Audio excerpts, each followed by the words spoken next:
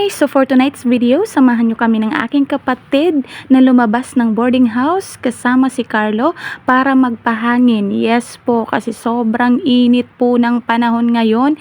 Gabing-gabi na pero ramdam mo pa rin ang init. So naisipan naming magkapatid na why not lumabas at magpalamig kahit kaunti at magpahangin man lang.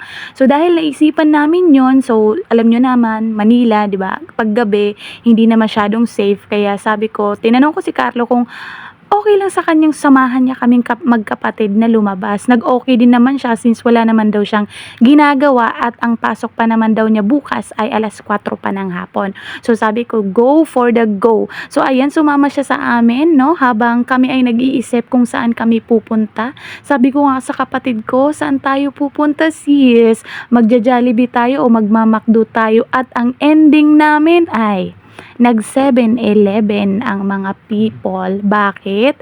Kasi ayaw na naming lumayo-layo pa. Pero actually malapit lang talaga ang McDo at Jollibee. Talagang naisipan lang naming mag 7-Eleven at pumasok sa Admiral. So ayan, no, nauuna nga si Carlo at nakasunod lang kami ni Iris sa kanya.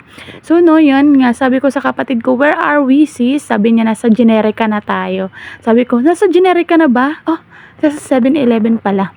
So ayun na nga, no, fast forward, ayan, papasok na kami niyan ng 7-Eleven. Palaging nauuna si Carlo. Di ko alam kung anong pinagmamadali niya dyan. So pipili din siya ng makakain niya.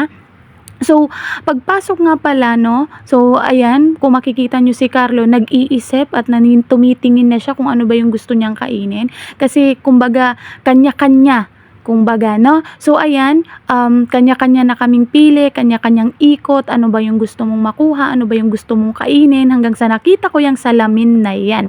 So, sabi ko nga sa kanilang dalawa, hali kayo dito at mag-picture, pero na mga KG kasi ang dalawang yan, wala silang pakialam sa akin. So, ayan yung kapatid ko, no? Nag-iisip siya, anong kakainin niya, yung hotdog ba or siopaw ba?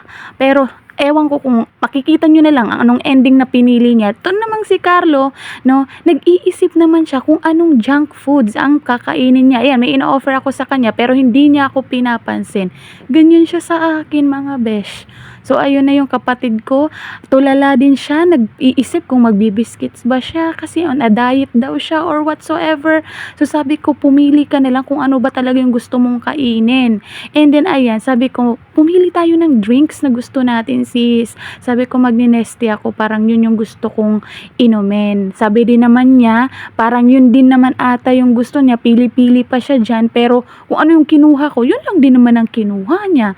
Ewan ko ba dito sa kapatid ko, no? So, nag-iisip pa siya pero yun pa rin naman pala ang kukunin niya. So, di ko nga alam anong ginagawa na ni Carlo, no, dyan sa part na yan. Kasi kami kumukuha na ng drinks. Di ko alam kung nakakuha na siya ng sa kanya. Pero ang alam ko talaga, parang ang kinuha niya yung mogo-mogo. So, ewan ko sa taong yun, bakit yun yung kinuha niya. Anyways, no, fast forward, ayan.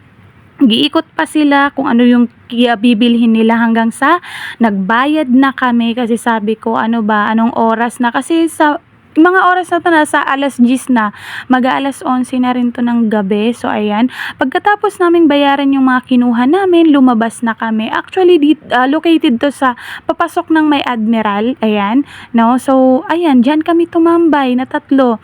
Then after a while may mga dumating din, diyan din nagtambay, nagpahangin lang talaga kami. Literal nga nagpahangin. So nasa likod kami ng Twin Tower building. Yung Twin Tower building hindi pa siya actually tapos, no. So yan lang, no, yan lang yung pagkain namin. Kung mapapansin nyo, may chichirya, may nesti, may mogo-mogo. Kung junk foods talaga kami ngayong gabi kasi gusto lang talaga naming magpahangin. Ayan, so nag-enjoy lang din naman kami. Tapos nagsasalita ako dyan na hindi naman naririnig, no.